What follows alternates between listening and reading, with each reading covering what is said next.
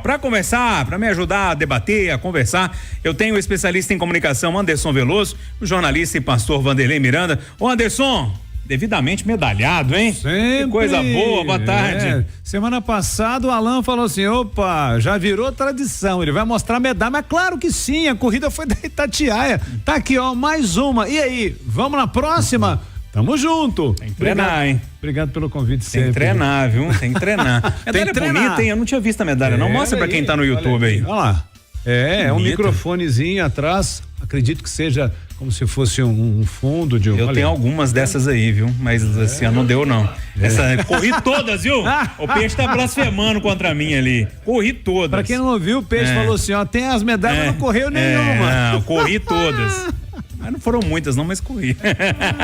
Grande parte das pessoas tem um certo medo, né? De voar, de andar de avião. E quando acontece um acidente como esse, esses medos afloram, né? Sim. Eu já vi uns 2 ou 3 que mandaram no WhatsApp aqui que tem medo e tal.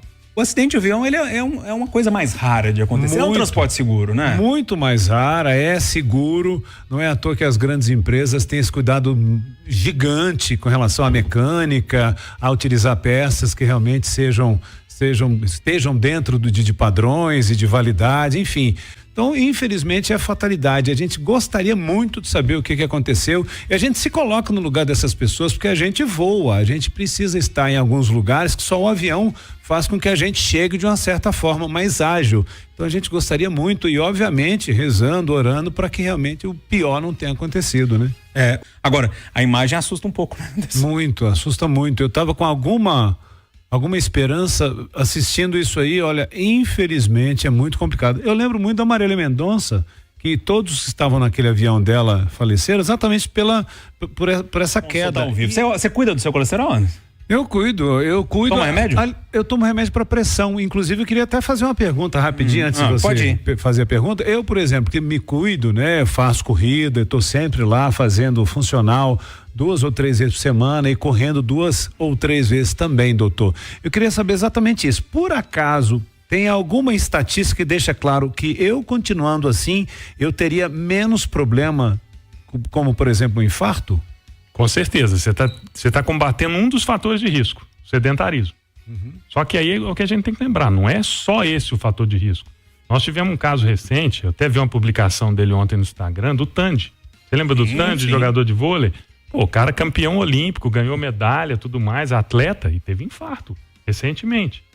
Então, você fazer atividade física é excelente, é uma das melhores coisas do mundo, mas não basta só isso.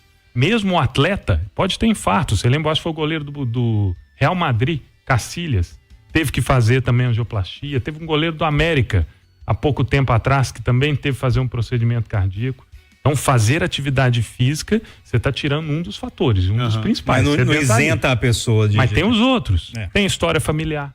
Por exemplo, se você tem uma história familiar positiva para infarto, irmão, pai que já teve infarto, principalmente mais jovem, o seu risco é maior. Tabagismo.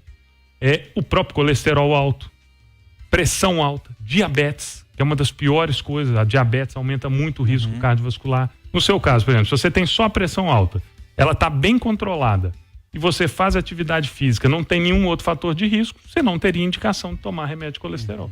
Deusdete, satisfação falar com você, eu também sou jornalista. A impressão que dá é que deve ter havido algum barulho que chamou a atenção de muitas pessoas, porque a gente recebe dezenas de imagens do avião caindo. Deve ter havido uma explosão no ar, Deusdete?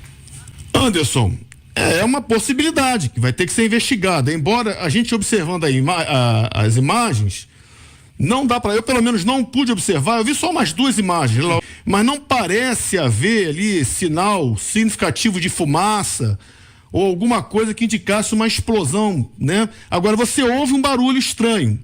O barulho estranho, em parte, pode ser por causa do movimento da aeronave, né? É uma aeronave a hélice e esse giro que ele está fazendo não é um giro, como eu disse, projetado aerodinamicamente para acontecer, né? Então isso vai produzir um ruído do impacto da hélice nesse giro meio quase que horizontal. Associado a isso também pode haver um barulho de mau funcionamento de um dos motores, né? Então isso aí, como eu disse, vai ter que ser investigado. É fato que há um barulho estranho, né? Mas tem que lembrar sempre que o movimento da aeronave aí também não é um movimento natural. É um movimento até difícil de você entrar. Mesmo que, pra você ter uma ideia, se você quiser produzir isso num avião, você dificilmente vai conseguir. Porque os aviões, eles são projetados para não entrarem em parafuso chato. Porque essa é uma situação que dificilmente ele sai. Tem vídeos de aviões aí experimentais nos Estados Unidos, caça, que entrou nessa situação e não saiu. Os pilotos tiveram que se ejetar. Então os aviões são projetados para não entrarem em parafuso chato. E ele está numa atitude muito semelhante a um parafuso chato. Pode não ser exatamente um parafuso chato bem definido, mas está muito semelhante. E talvez esse movimento no ar, com as hélices girando, vão produzir um ruído diferente daquele que as pessoas estão habituadas a ouvir, né? Mas isso aí vai ter que ser levantado na investigação. Turma, um programa típico que infelizmente tivemos de falar muito dessa tragédia que aconteceu no interior de São Paulo, uma queda de uma aeronave com 62 pessoas, infelizmente nenhum sobrevivente. A gente vai atualizando as informações, daqui a pouquinho o Alan Passos vai atualizar também, mas eu preciso despedir dos meus convidados aqui, o especialista em comunicação Anderson Veloso. Anderson, obrigado mais uma vez, viu? Obrigado, Júnior. Infelizmente, realmente uma tarde muito triste, nosso sentimento às pessoas, né? Principalmente amigos e parentes das vítimas dessa tragédia. Se você desejar falar sobre comunicação comigo, vá lá no @Fale Bem Agora. Eu sou mentor de oratória e posso ajudar você a falar bem sempre. Muito obrigado, pastor. Satisfação conhecê-lo pessoalmente. @Fale Bem Agora, não é isso? Isso. Anderson, obrigado, viu? Obrigado mais uma vez, pastor Vanderlei Miranda, obrigado mais uma vez pela visita, tá? Sempre muito bom quando desaparece por aí. Haverá um dia em que faremos tudo pela última vez sem sabermos que será a última vez. Então vamos fazer o bem, né? Fica aqui então essa reflexão. Obrigado, seu pastor. Obrigado a você. O Chamado Geral vai ficando por aqui. Alan Passos está ali para atualizar o noticiário. Já o Eustáquio Ramos e o Plantão da Cidade. Tchau.